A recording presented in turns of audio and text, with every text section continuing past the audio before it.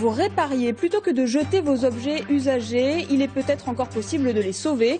Alors pour lutter contre la société de consommation où la durée de vie moyenne d'un aspirateur par exemple n'excède pas 5 ans, les Repair Café nous donnent quelques tuyaux. Et puis heureusement que leurs propriétaires ne les ont pas détruits. Je vous le disais en titre, vous avez sûrement à la maison de vieux objets abîmés. Eh bien, il est peut-être temps de leur offrir une deuxième vie. À Valbonne, aujourd'hui, il suffisait d'apporter son imprimante en panne ou sa machine à café cassée. Tous les outils étaient à disposition gratuitement, ainsi que les conseils avisés d'experts de la récup. Reportage Hélène France, Nathalie Morin. Et si l'on réparait au lieu de jeter pour racheter? En ce siècle de grande consommation, l'idée refait son chemin. Il n'y a que 2 ans que Jean-Luc l'a acquis et pourtant sa scie circulaire ne démarre déjà plus.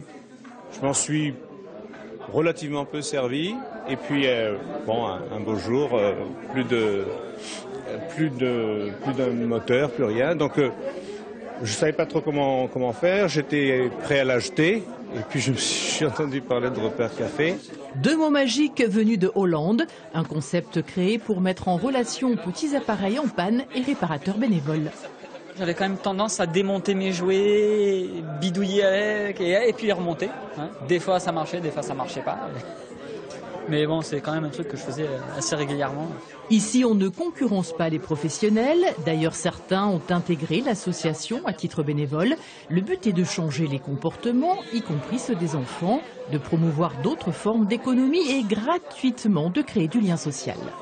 C'est une façon de lutter un petit peu contre la société du tout consommable, tout jetable. Par conviction personnelle, je ne suis jamais contre, je suis pour changer les comportements, pour changer les mentalités, pour changer la relation par rapport aux objets, mais également par rapport aux relations interpersonnelles. C'est pour ça qu'on a créé une cafétériante pour que les gens puissent boire un verre, un café, grignoter quelque chose, où les gens sont invités à apporter quelque chose à partager. Repair Café répare ou apprend à réparer, contrebalancant ainsi les effets pervers d'un absurde système de consommation, l'obsolescence programmée. L'obsolescence programmée, c'est tout simple. Vous achetez un appareil et il est conçu pour durer 1 an ou 2 ans et ensuite il tombe en panne. Et puis vous êtes obligé d'en acheter un autre. Prochain Repair Café le 12 octobre le matin au CIV de Sofia.